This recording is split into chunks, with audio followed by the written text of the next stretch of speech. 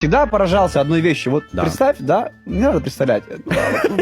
Типа, Хватит уже, в целом, задолбал. да, вот, короче, у тебя проблема, да, у тебя, жопу надо вытереть, например. Да. Тяжело? Ну, мать зовешь и говоришь, мам. Ну, неудобно ведь. На ногтях почему? останется. Конечно, неудобно. А когда ты Неудобно. уже мама, кого ты зовешь? Ну, сложно ей срать, мы Ну, выяснили, да? не, будем честны, Погнали в целом, дальше.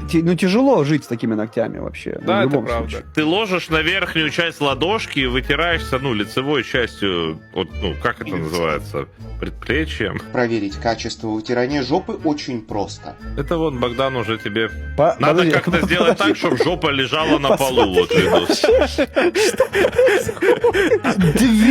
244, это актуальный 8 лет вопрос, я же назад, да. говорю. В 2014 году люди такие, так, как вытирать жопу? Что-то пиздец грядет. Говорит, ни в коем случае Вот не так вот не так не делай. тыкайте. Хорошо, не буду. Бля, я знаю легче, можно феном говно засушить, и оно отпадет.